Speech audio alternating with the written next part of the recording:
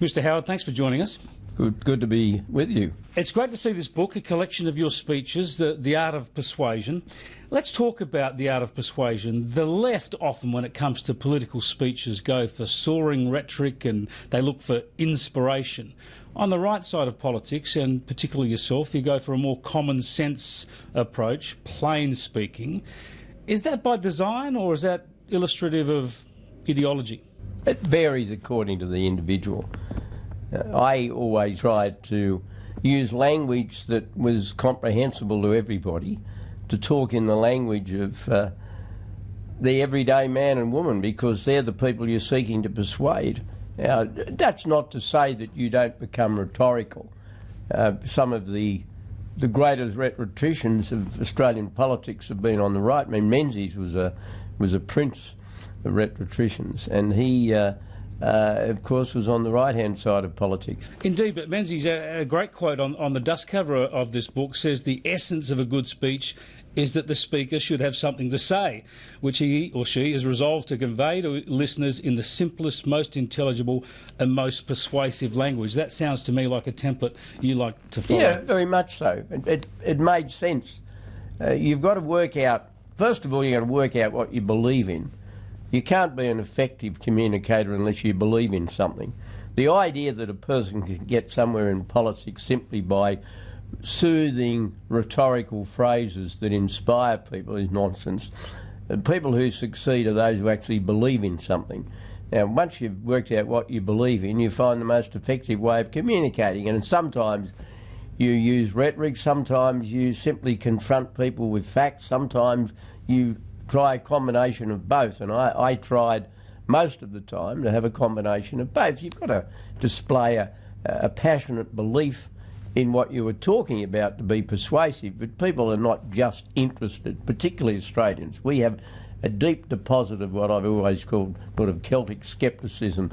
It's somebody who's just embracing rhetoric and is just trying to spin a yarn without there being any core of substance to it, are quickly found out by the Australian electorate. The men and women of Australia have a deep amount of common sense, and they can detect very early on somebody who's just running on rhetoric, who doesn't really believe in anything. Yeah, I think that's really important. I think the Australian public have got a good bull dust detector. That is when someone's spinning a line. That's right. But also, as you say, just talking around an issue, waffling, rather than actually conveying a deeply held belief. Well, one of the reasons why I used talkback radio a lot when I was Prime Minister and before is that it was a way of talking very directly to people, and it reinforced my belief that that's the best way of talking very directly. If somebody rings you up and puts a point of view, offers a criticism, occasionally says you're doing okay, but largely a certain amount of, what have you done for me today, brother, in their question, it invites you to respond in a similar fashion. And I felt it was of great assistance to me, and in a way the experience of talkback radio reinforced the way I went about making speeches. I've spoken to you about this before, and you've told me that, of course, an important part of your engagement on talkback radio was you just didn't go looking for the audiences that would support you. You would talk on 3AW and 2GB and get a lot of support, but you'd also go on to ABC talkback radio. I was a regular... So that's sparring from protagonists and antagonists. I always accepted invitations, unless there were some particular circumstances. I accepted invitations to appear on the ABC. I was a regular as, of course, television on the 7:30 report. But you get your arguments right, don't you, when you're actually coming up against people who are opposed to you? I always had respect for interviewers who obviously didn't share my view of the world, but were nonetheless keen to interrogate me. Well, that's fair enough. That's what ought to happen in a democracy, and you should never run away from that. And I felt it did help me to hone arguments and to work out precisely what I wanted to say. And of course, a lot of those sorts of programs were viewed by fellow members of Parliament, by people in the media, by commentators, and there were certain programs that I knew had an above average level of people interested in politics watching and listening to, and you should never ignore them. And through my whole political career, I went out of my way to make sure that I was a regular appearer on programs like AM and PM and the 7:30 report and the like. I think we're seeing less of that in politics now. I think we're getting more discrete audiences, people in silos. They're talking to their chosen audiences more often. There's no doubt about it. The media has become more polarised, more fragmented, silos, whatever. We know we're talking about the same thing. Yep. Now, there's nothing wrong with that up to a point. It becomes wrong when you only talk to people who are looking at the one silo. You only that's no good. You've got to cross the media divide to get your message across, and that is something that I would always encourage, particularly my colleagues in the coalition to do, to talk across, to go on.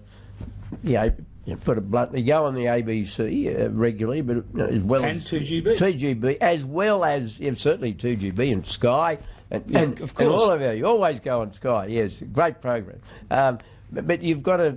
I mean, it's a multi-faceted media world now, and it's even more so than it was 5 years ago, and certainly more so than it was 10 years ago when I ceased being Prime Minister. It was like that then, but even more so now.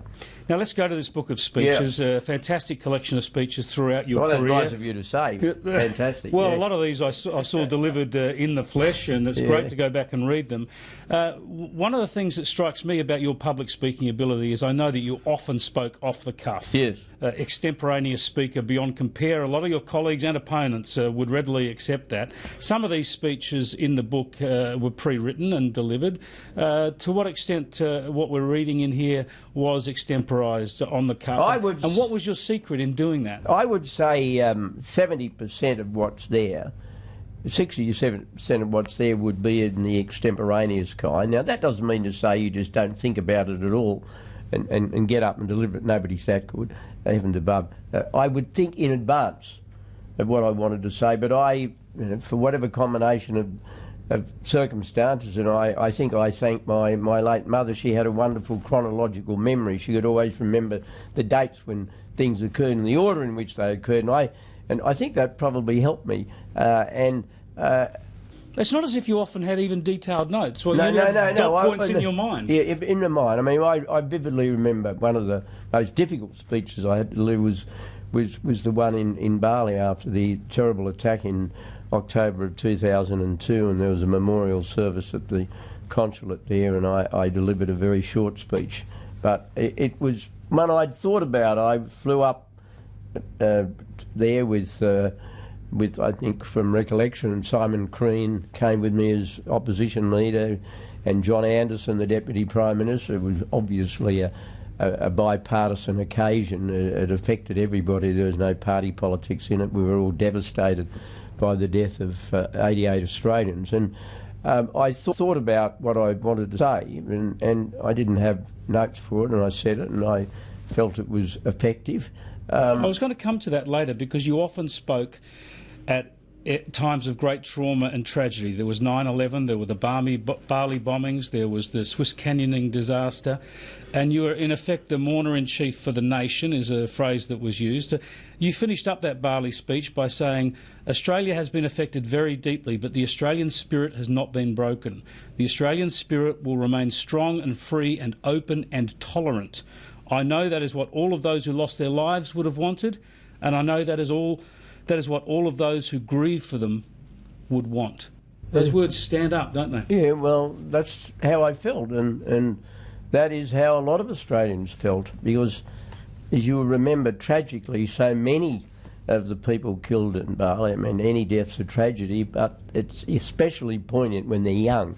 And you had all those football teams, different codes, different parts of Australia, and they were young men letting off a bit of steam after a football season, and they were wiped out in this terrible deed, So that is how people felt, that's how I felt, and I'm sure most Australians shared that view.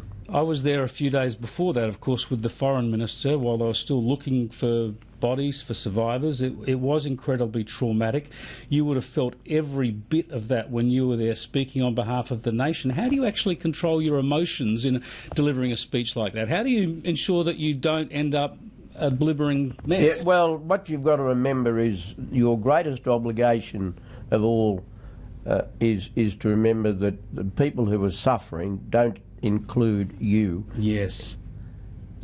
And the worst thing a person in public life can do is allow his or her emotions to overcome them when you're dealing with somebody who's lost a loved one. And what you've got to do is keep that in mind. And I remember on that occasion, and I'm sure this is an experience that my predecessors and successors have had, that you're talking to people who've just lost a son or a daughter or a brother or a husband, and they're distraught, and they're looking. The last thing they want from you is to add to their grief by demonstrating emotional incompetence. It's not about you. Well, it's not about me. It's about them, and it's about the loss that they've suffered, and you've got to keep that in mind. And if you do that, you can control your emotions. And I'm sure that was a feeling that others would have had in a similar situation. Well, let me go to another speech in this book. It's one I flicked to pretty quickly because I would have thought of it as a highlight of your career, and that is when you were invited in 2002 to address the US Congress. Obviously difficult circumstances post 9/11, but presumably a career highlight. I'll get your thoughts on the whole speech, but one thing that stood out, I had a look at that speech, and of course you spoke about the relationship between the US and Australia and how deep and long-standing it is and important it is. But listen to this. You said this to the US Congress.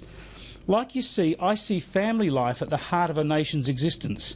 Not only does the family nurture and educate our children, but it provides emotional anchorage for all of us as we travel through life. The strength of the family goes beyond the spiritual and the emotional. United, caring families are the best social welfare system mankind has ever devised. Yeah. Why say that then and there? Well, because I believed it very strongly, and I felt very strongly that that was an opinion that many Americans I mixed with share, because when you're talking about two countries being close, you're not talking just about trade and defence. You're talking about common values, and nations are more tightly bound by common values than they are by anything else. And we often have debates about what countries are we close to. The countries we're really close to, irrespective of their economic or military strength, are those countries that have common values. Now, that doesn't mean to say you don't mix work with other countries, but values bind people and nations together more tightly than anything else. And that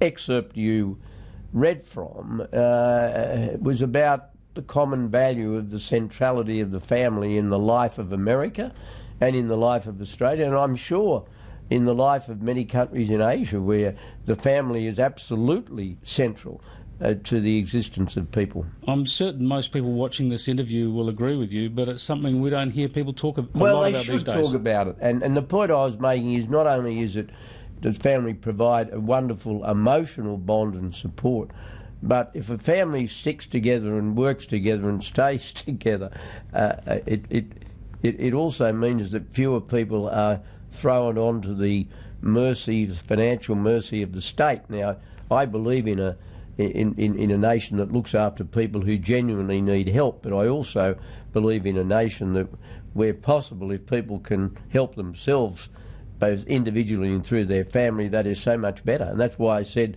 a functioning family is the best social welfare system mankind has ever devised. Sticking with the US, I'm glad that they have in this book included your address to the nation, telling the nation that we were going to war in Iraq. Now, of course, you mention weapons of mass destruction. You say that is the reason above all others for joining the US. But history's been rewritten a lot on this issue, and very clearly in that address to the nation you also outline other important reasons, the highest among them being the preservation of the US alliance, but also strategic and humanitarian goals. Do you feel that history's kind of forgotten that? Oh, I don't think history is totally forgotten. It was inevitable because stockpiles of weapons were not found, that there would be a focus on that. We didn't go to war in Iraq based on a lie. The intelligence was not manufactured. It was not invented. It was wrong in the sense that we didn't find any stockpiles, but intelligence is often wrong. You have to make a judgment.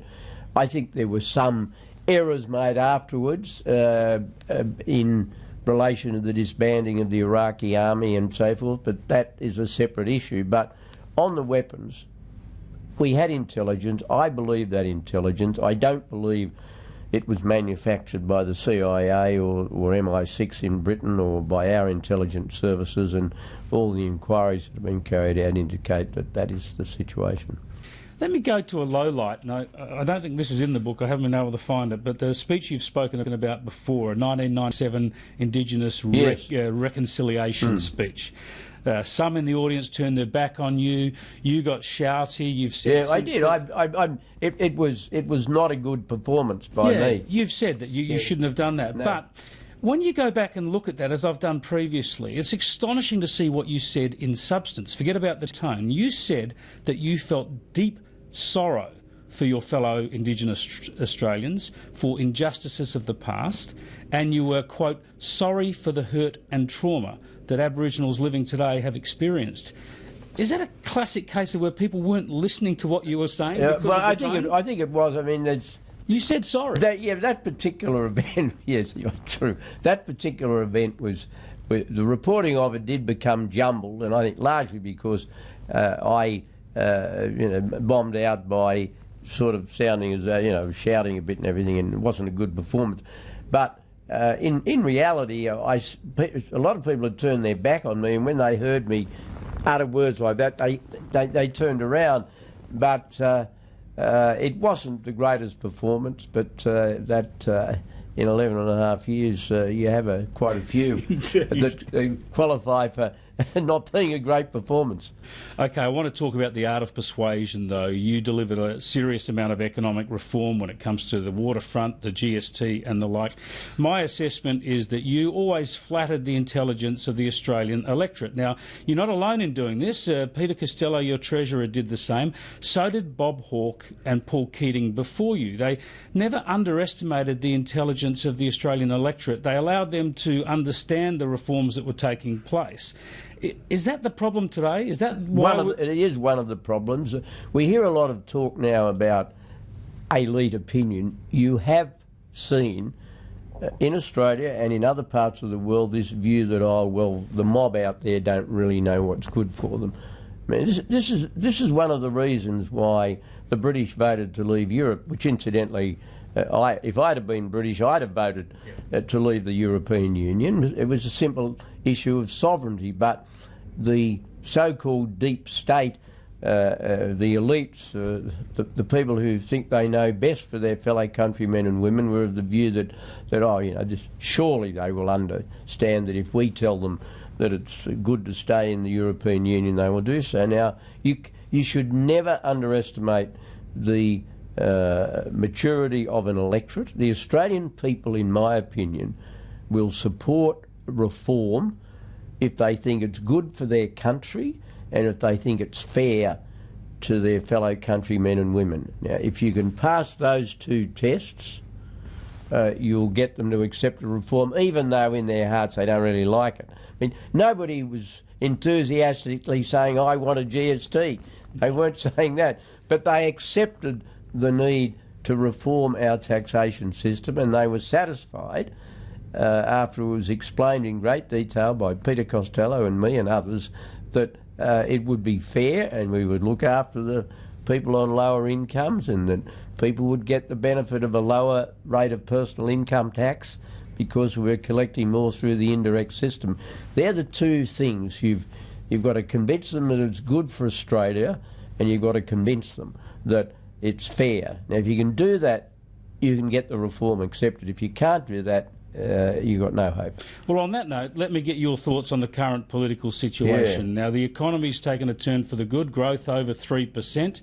Malcolm Turnbull's got a plan to try and encourage more growth through income tax cuts and company tax cuts. Labor, in my view, are making themselves more and more of a risk to the public on economic management, on border protection, on energy prices, on union control. With all those sort of big issues turning a little in the coalition's favour, surely, why isn't Malcolm Turnbull doing better in terms of the public debate and the opinion polls? Well, I think he is doing better. I sense that there's been something of a consolidation behind him over the last couple of months. I don't think the envy politics, the divisive politics of the Labor Party at the present time is doing them any good at all. Australians don't like the idea that we should divide on income. We are still fundamentally quite an aspirational people, and sure, there are some very well-off people, and I don't mind that as long as they earn their money honestly and they pay their tax. I'm all in favour of it. But you can't have a tax system that saps incentive. You've always got to be able to say to people, if you do better, you work harder, you succeed, you'll be able to keep a fair amount of what extra money you earn. And the Labor Party, in my opinion, runs the risk of saying to all of those people, we're not for you. I think politically what they're doing is inastute, and I don't think it's very good for the nation. But the government is obviously still at the very best on even par.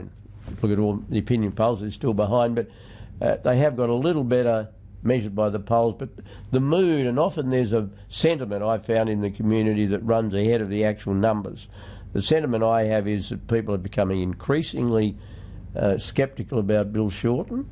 They're repelled by this class warfare that he's running, and they think the government is doing a reasonable job with the economy, and the evidence from those national account figures are very good, and I thought the Treasurer was perfectly entitled to say what he did.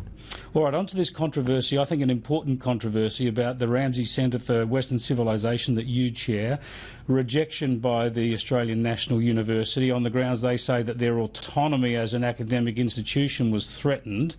Surely an accommodation could be reached here, either with the ANU or presumably soon with another university, because this is too important an idea to fail. Well, in relation to the ANU, the disappointing thing to me is we'd actually reached a provisional agreement, and we actually had a draft memorandum of understanding, which had to be vetted by the lawyers for both sides and everything. And there was nothing that we sought, that Ramsey sought, that undermined academic freedom.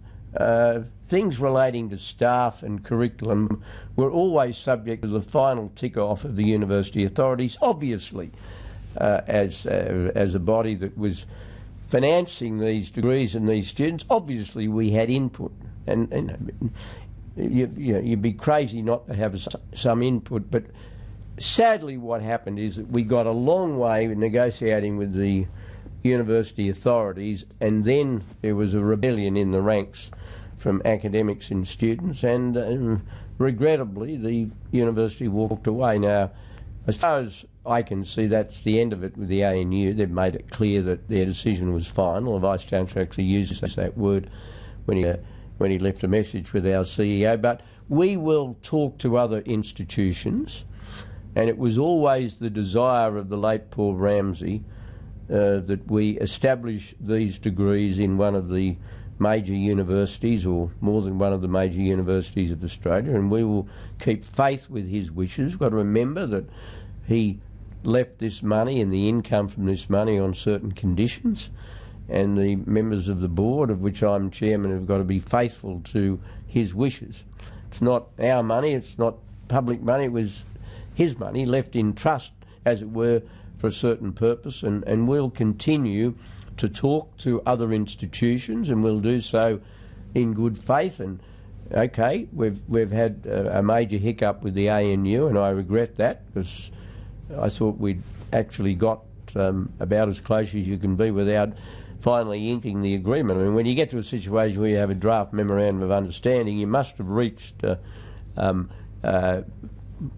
provisional agreement at the very least. You don't draft a memorandum of understanding if you haven't done that. This episode tends to underscore exactly why the Centre for Western Civilisation is needed.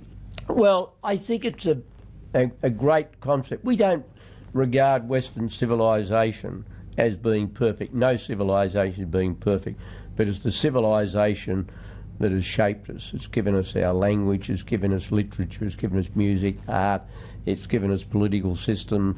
It's been infused by the Judeo-Christian ethic. That doesn't mean to say religious belief is mandatory in a study of Western civilisation, but it's part of the formative influence of this civilisation that's so very important to all of us, and it was a desire to give people the opportunity of, use this terrible word, give the opportunity of an holistic study of Western civilisation in a BA in Western civilisation degree, bring it all together rather than just study in a fragmented way. And I think that the tragedy, in a way, is that those students who might have gone to the ANU have been denied the opportunity of studying in an aggregate fashion the Western tradition.